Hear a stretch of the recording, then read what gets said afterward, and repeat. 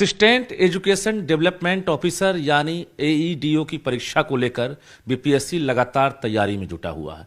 किस प्रकार की तैयारी चल रही है और कितने आवेदन जमा हुए हैं, सीधी बातचीत करेंगे। हमारे साथ बीपीएससी के कंट्रोलर राजेश कुमार सिंह हैं। क्या लग रहा है सर, चूंकि कहा जा रहा है कि बहुत बड़ी संख्या में इस बार फॉर्म जो है जमा हुआ।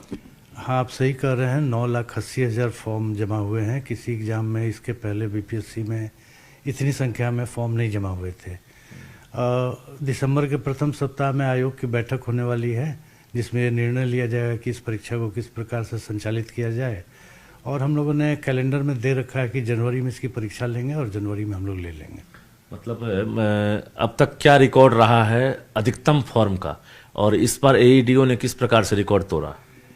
टीआरई में लगभग 6 लाख आवेदन रहे हैं। सीसी कंबाइंड एग्ज़ाम में हमेशा 4,70,000 80,000 रहते हैं। टीआरई में 6 लाख तक आवेदन गए हैं, मगर एईडीओ में 9,80,000 तो नया रिकॉर्ड है हमारे लिए। कितनी सीटें हैं सर? 935 सीटें हैं एईडीओ पद के लिए। जी, तो कैसे रिजल्ट कैसे तैयार करेंगे? अब जैसे अपियर होने वाले स्टूडेंट की अगर संख्या अगर 9,80,000 हो जाए और 900 के आसपास सीट हो तो कैसे? अभी हम लोग फर्स्ट वीक दिसंबर में आयोग की बैठक कर रहे हैं। इस पर चर्चा करके आयोग में निर्णय लिया जाएगा। कितने फेज में एग्जाम है ये आयोग में अभी निर्णय लिया जाना बाकी है। जी, तो लेकिन इतनी बड़ी संख्या है तो फिर मतलब कुछ तो अंदाजा होगा कि कितने फेज में, चूंकि एक दिन की तो परीक्षा होगी नहीं और इतने परीक्षा केंद्र जो हैं बनाए जाएंगे, इसको लेकर कुछ प्रारूप तैयार हो रहा होगा? नहीं, वो जैसा मैंने बताया कि आयोग में अभी फैसला नहीं लिया गया है। एक फेज में तो होना कठिन है और अधिकतम हमें 6 लाख तक आवासन मिल पाता है। उसमें भी कभी कभी प्रखंड लेवल तक चला जाता है, इसलिए और वहाँ पर फिर एग्ज़ाम की सैंक्टिटी अच्छी नहीं रह जाती है। तो हम लोग प्रयास करेंगे इसको 2 या 3 फेज में, अगर आयोग इजाज़त देगा तो एग्ज़ाम लेंगे। पूरे बिहार में सेंटर रखेंगे या फिर पटना सेंटर रहेगा? नहीं, पूरे बिहार में रहेगा। पूरे बिहार में सेंटर रहेगा। जी। इसमें भी दिव्यांग या महिलाओं के लिए कुछ व्यवस्था रहेगी कि होम सेंटर या कुछ ऐसा? वो तो आयोग की पॉलिसी है। दिव्यांग को मतलब पटना में हम लोग देते हैं या होम सेंटर देते हैं, और महिलाओं को उनके गृह जिले के आसपास का सेंटर देते हैं। बाकी का रैंडमाइज करके होता है। एग्जाम कब बता रहे हैं कि आप ले सकते हैं? जनवरी में लेंगे। अभी उसकी परीक्षा तिथि निर्धारण समिति की बैठक भी फर्स्ट वीक दिसंबर में होगी और एग्जैक्ट डेट निर्धारित की जो जाएगी। तैयारी कर रहे हैं उनसे क्या कहेंगे, चूंकि क्वेश्चन का लेवल जो है, जो फॉर्म आप बता रहे हैं 9,80,000 अगर आवेदन आए हैं, तो क्वेश्चन का लेवल क्या हो सकता है? क्योंकि कंपटीशन तो काफ़ी टफ हो जाएगा। इसमें सिर्फ बिहार के ही स्टूडेंट्स हैं ना? हाँ, बिहार के स्टूडेंट हैं, कुछ नहीं बाहर के भी लोग अप्लाई किए। इसमें एक चीज़ मैं कहना चाहूँगा जो कई लोगों को कन्फ्यूज़न होता है। इसमें 100 नंबर का हिंदी और अंग्रेजी, मतलब हिंदी 70 नंबर का है जिसमें 21 नंबर लाना अनिवार्य है, और 30 नंबर की अंग्रेजी जिसमें 9 नंबर लाना अनिवार्य है। कई लोगों को ये कन्फ्यूज़न है कि उसमें निगेटिव मार्किंग है कि नहीं। हिंदी और अंग्रेजी में भी निगेटिव मार्किंग है, कोई कन्फ्यूज़न नहीं रखिए। ऑप्शनल में जो है उसमें तो है ही। मतलब इसमें कुल परीक्षा जो है आपकी निगेटिव मार्किंग होगी? इसीलिए किया गया है क्योंकि कंपटीशन बहुत ज़्यादा टफ है, तो निगेटिव मार्किंग रहेगा तो जो अच्छे लोग हैं वही ज़्यादातर आएंगे। अच्छा, इसमें सिर्फ एक परीक्षा है या आगे भी कोई परीक्षा है? नहीं, इसमें एक ही परीक्षा है और उसके बाद सीधे रिजल्ट है। सीधे रिजल्ट है। मतलब जनवरी में अगर आप परीक्षा लेते हैं तो अधिकारी के रूप में लोग कब तक ज्वाइन कर सकते हैं, या आप फाइनल रिजल्ट कब तक दे सकते हैं? ये भी कुछ फाइनल रिजल्ट अभी तिथि नहीं निर्धारित है जनवरी में कब, लेकिन मार्च तक दे देंगे। 15 मार्च तक रिजल्ट दे देंगे। एक सवाल तो बनेगा, क्योंकि 9,80,000 फॉर्म है और 900 के आसपास सीट है, तो कितना रिजल्ट लगभग देने की संभावना है? चूँकि अगर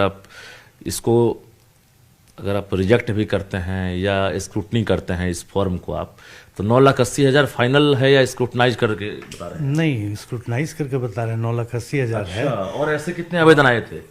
नहीं, आवेदन 9,80,000 है, उसमें हम स्क्रूटनाइज नहीं करते हैं। अच्छा। हाँ, जो फी ही नहीं जमा किया, केवल फॉर्म भर दिया, वो छट जाते हैं। वो सब छाट वट के 9,80,000 आवेदन है और हम लोग सीधे 935 का रिजल्ट। परीक्षा की फी क्या थी? फॉर्म भरने की फी 100 रुपये। 100 रुपये। तो एक रीजन ये 100 रुपये वाला एग्जाम है कि मतलब 100 रुपये दीजिए और फॉर्म भरिए, इसी टाइप का था ना ये? जी।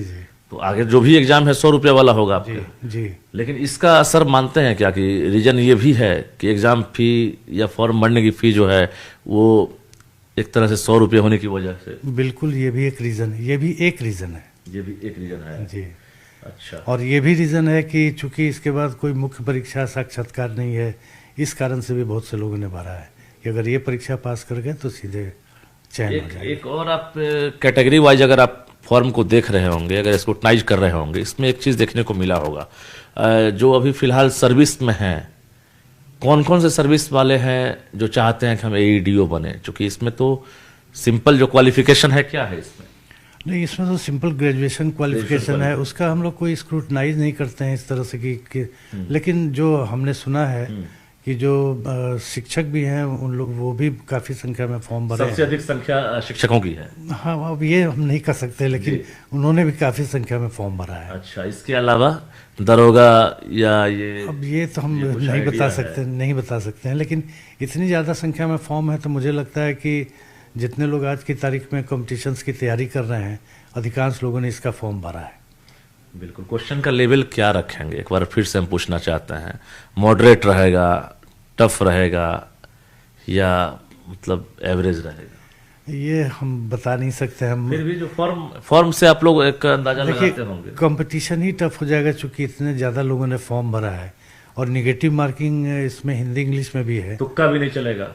नहीं, तो इंग्लिश हिंदी में भी कई लोग, मुझे लगता है कि अगर तुक्का लगाएंगे तो गड़बड़ हो जाएगी। मतलब कोई तुक्का इसमें चलने वाला नहीं है। स्टूडेंट्स से क्या अपील करना चाहते हैं जो तैयारी में दिन रात लगे हुए हैं अभी? ज़्यादा से ज़्यादा पढ़ाई कीजिए, सेल्फ स्टडी कीजिए और प्रैक्टिस कीजिए, बस। सिलेबस से बाहर का क्वेश्चन नहीं रहेगा? कोई ऐसा कभी रहता नहीं है। कोई ऐसा सिलेबस वगैरह? अब जैसे मेंटल एबिलिटी है, तो मेंटल एबिलिटी में सिलेबस डिफाइंड है, आयोग के वेबसाइट पर भी दिया हुआ है, और बस प्रैक्टिस कीजिए ज़्यादा से ज़्यादा। बारीकी से आप जानकारी दे रहे हैं। अब जरा TRE 4 की तरफ आते हैं, चूँकि TRE 1, 2, 3, अब उसके जो अभ्यर्थी हैं वो टीचर बन गए, अब TRE 4 वाले जो हैं लगातार इंतजार कर रहे हैं, उनके लिए तारीख खत्म नहीं हो रही है। क्या TRE 4 इस साल ले रहे हैं, दिसंबर तक फॉर्म निकालेंगे, या फिर इस साल नहीं? आयोग का कार्य अधियाचना प्राप्त होने के बाद ही शुरू होता है। अभी तक हमें अधियाचना नहीं प्राप्त है। अधियाचना प्राप्त होने के बाद हम इस पर कुछ कम्युनिकेशन आपका शिक्षा विभाग से, GAD से? नहीं, अभी तक तो हमें कोई कम्युनिकेशन नहीं मिला है। एक्चुअली सीधे अधियाचना प्राप्त होती है, फिर आयोग उस पर बहुत तरह की प्रक्रियाएं होती हैं, विज्ञापन तैयार। आपको फिलहाल मतलब ये काम सरकार का है, आप नहीं चाहते हैं कि मतलब इधर से हम कम्युनिकेशन करें, लेटर लिखें? नहीं, हम अपने से कभी कोई लेटर नहीं लिखते हैं। विभाग रिक्वेशन देता है, अधियाचना देता है कि हमें ये एग्ज़ाम लेना है, ये सेवा शर्त होगी, या एग्जामिनेशन का ये सिलेबस होगा, शर्त होगी। उसमें कोई कन्फ्यूजन होता है तो फिर हम लोग विज्ञापन बना के और क्वेरी करके विभाग से क्लेरिफाई कर लेते हैं।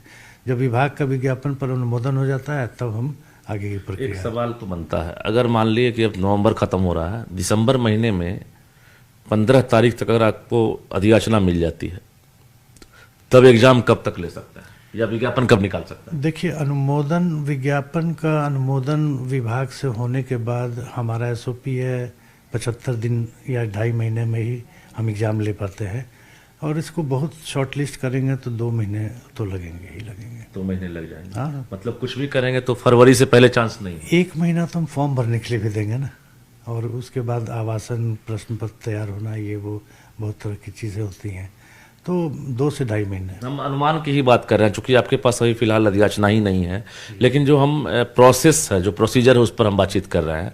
अगर मान लिए कि दिसंबर में आपके पास विज्ञापन के लिए अधियाचना नहीं पहुंचती है, तो आप फिलहाल एग्ज़ाम को लेकर कोई तारीख तय करेंगे कि हम कैलेंडर आपका, चूंकि दिसंबर ये कैलेंडर है ना, कैलेंडर कब है आपका? देखिए, TRE 4 का कैलेंडर हमारा अभी नहीं है, क्योंकि जोड़ा था ना आपने? नहीं, TRE रिपोर्ट नहीं जोड़ा? कभी नहीं जोड़ा। हमने 23 अक्टूबर को कैलेंडर प्रकाशित किया, फिर अगला 3 महीने बाद 23 जनवरी को करूँगा।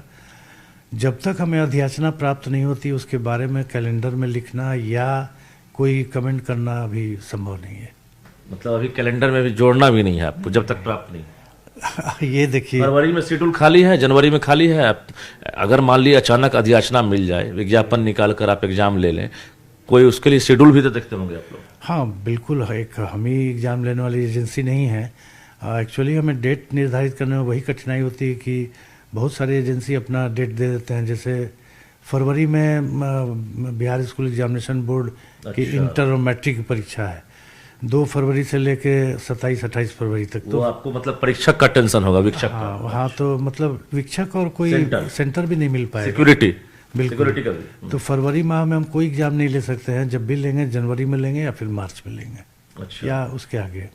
अच्छा, तो जनवरी में अब चांस आपको दिख रहा है, अगर मिल जाए नहीं, इतनी जल्दी तो उम्मीद नहीं है। नहीं। चलिए, बहुत बहुत धन्यवाद। तो हर सवाल का जवाब इन्होंने बारीकी से दिया है और परीक्षा नियंत्रक राजेश कुमार सिंह हमारे साथ थे, जिन्होंने साफ कहा है कि एईडीओ के जो परीक्षार्थी हैं उन्होंने अब तक की परीक्षा का रिकॉर्ड तोड़ दिया है।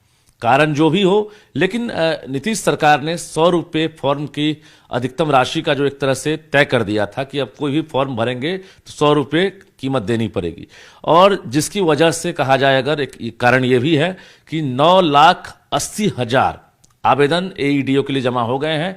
अब एक तरह से आयोग भी असमंजस में है कि हम कितने परीक्षा केंद्र बनाएं और कितने दिन में हम एग्जाम लें। ये तमाम चीज़ों पर निर्णय होना बाकी है। जल्द ही बैठक होगी और बैठक के बाद फैसला होगा। हालांकि टीआरई 4 को लेकर ये भी इंतजार में है अभ्यर्थियों की तरह कि अधियाचना जब मिलेगी तब हम विज्ञापन की तैयारी करेंगे।